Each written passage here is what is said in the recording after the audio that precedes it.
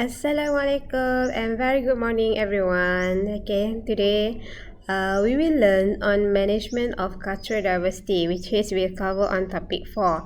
As we learned already last 2 weeks before we went for holiday, okay, the topic 3 on the inclusion at workplace. So this topic is the how the people in the company manage the issues regarding on the cultural diversity.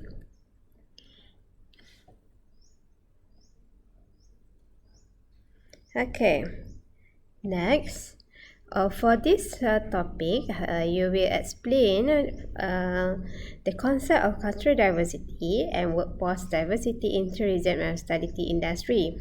And then certain topic you will discuss about the management and issue of cultural diversity in tourism and hospitality industry.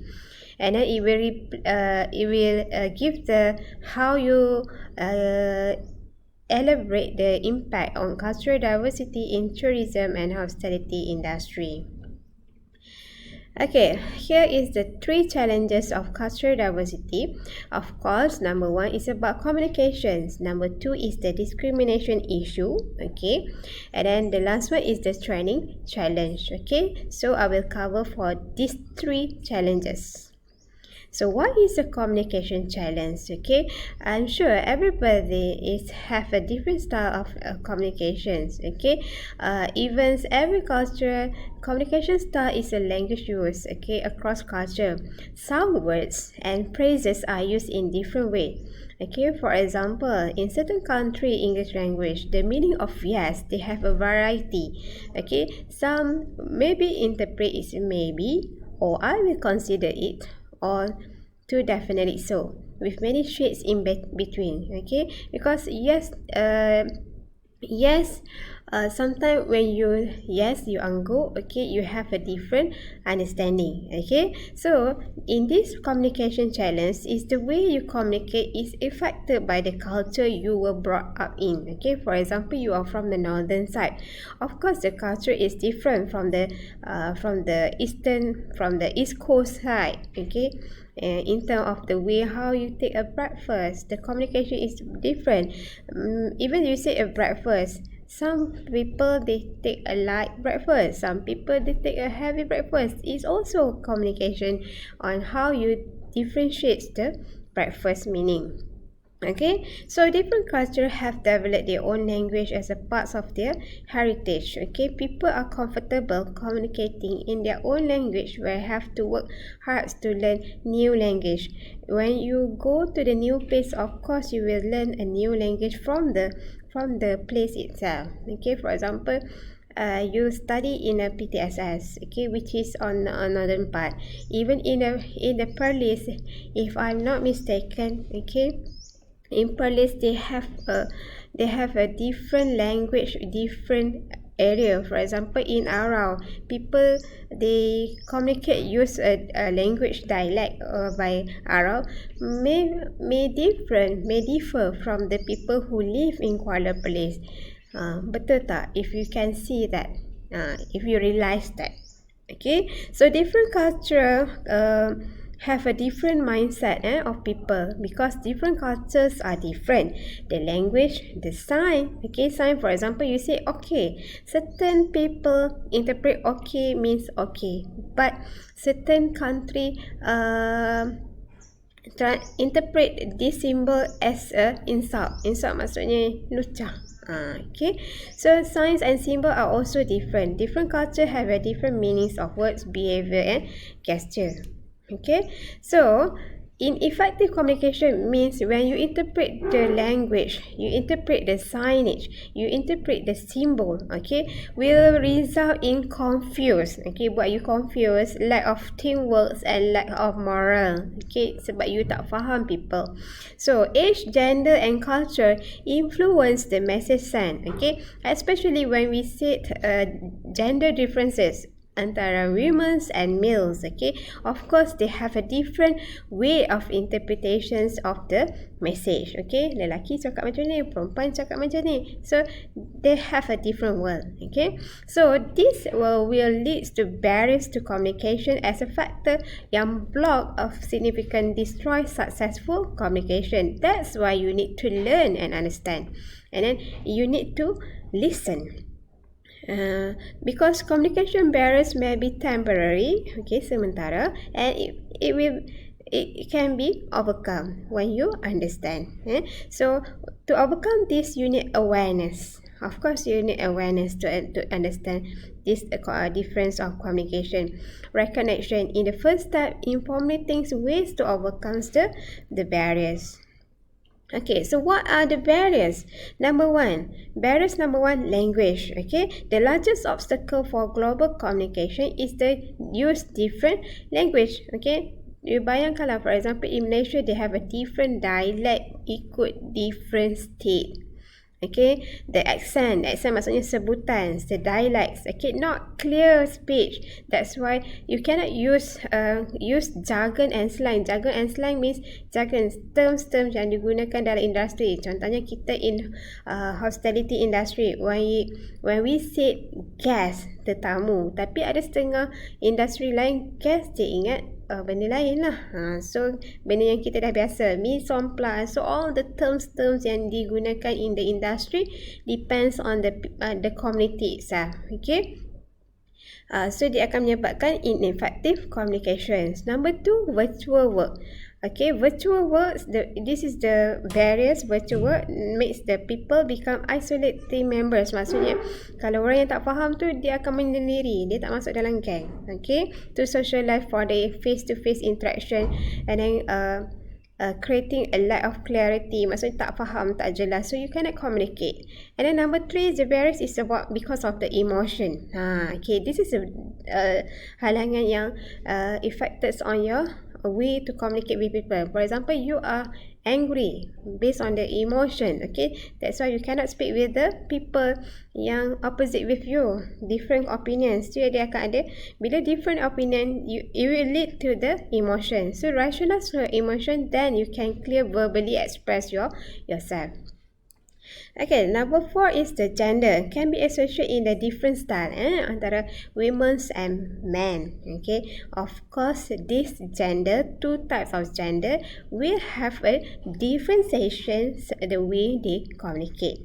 Okay, and then number five is the culture. This is the barriers in communication because different culture have a different interpretation. For example, Malay culture. Okay, compared to Chinese culture, both races, they have a different culture, which is express the value, nilai, value, the patterns of behavior, which make us become confused and making it difficult to communicate.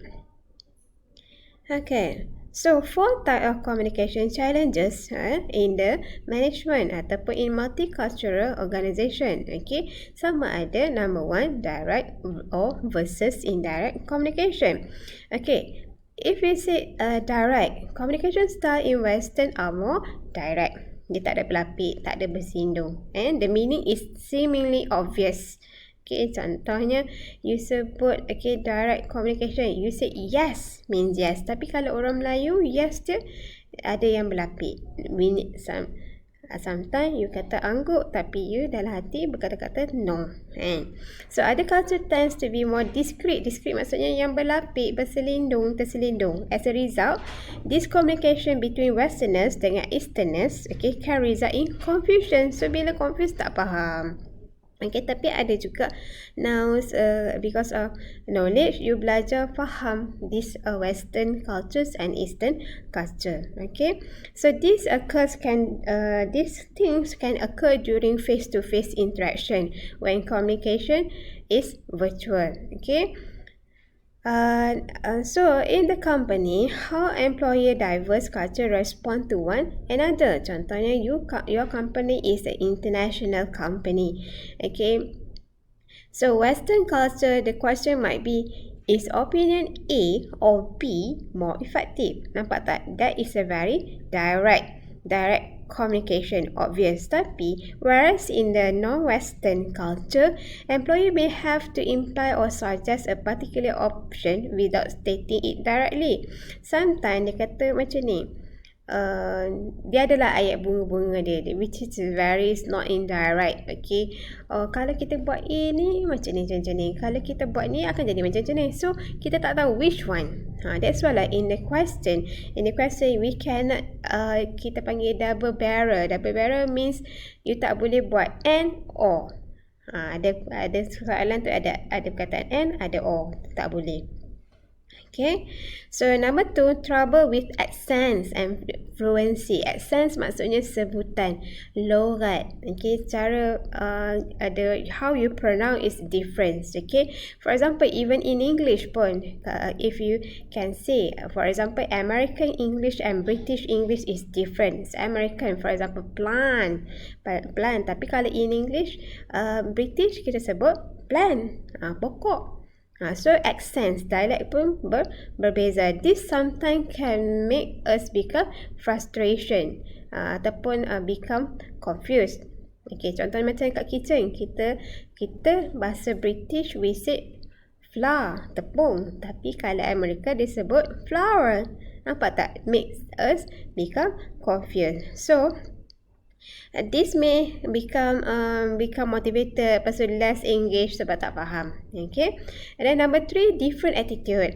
This one also sikap, different attitudes towards hierarchy and authority. Yang mana yang ni adalah kita fokuskan kepada di dalam tempat kerja kita ada level of top management dengan lower management, and also authority dari segi how you make the decision. So in any organisation, teamwork is very essential, sangat penting for the success and profitability. However, in certain culture, employees are treated differently. Memang ada. Okay, differently based on their rank. Memang sentiasa ada wujud lah. So, that's why diversity training in workplace should account for negotiation tactic amongst the top management and lower management. For example, dalam note saya bagi ni, multicultural employee have different ways of presenting an idea to the manager ataupun CEO. So in some organizations, employee must be present to higher level team member and up the corporate ladder before reaching the executive level. Okay. So, dalam setiap organisation nak dapatkan higher achievement tu, dia kena melalui fasa daripada from lower level to up level. So, in a way to reach the higher level, okay, the employee need to expose and experience with different people by the rank, mengikut pangkat. So other organisation yang dia tak ada langsung flat, it's very flat hierarchy, tak ada perbezaan antara bos dengan orang bawah. Okay, for example, macam I can give for example in Asia, Tony Fernandez already introduced flat hierarchy in their workplace. Tak ada beza boss and the lower workers. No such thing on that. Okay, because of the awareness.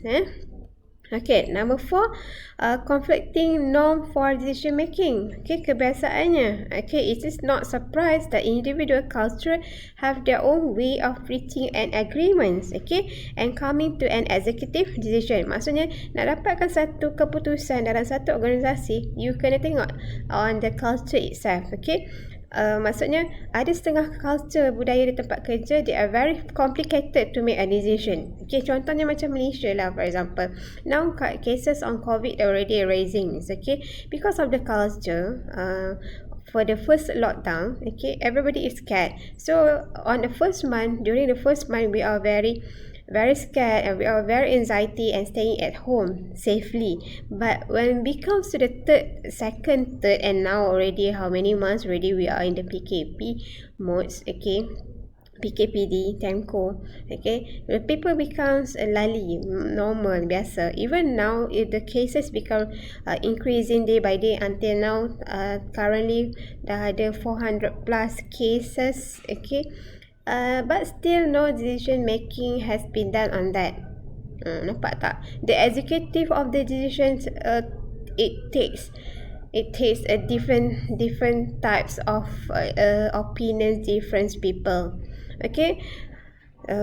Itu culture dekat Malaysia lah. So culture different only on how long the decision making process takes. Okay, ada certain decisions kalau ikut last week ada campaign kat Sabah kan, there's no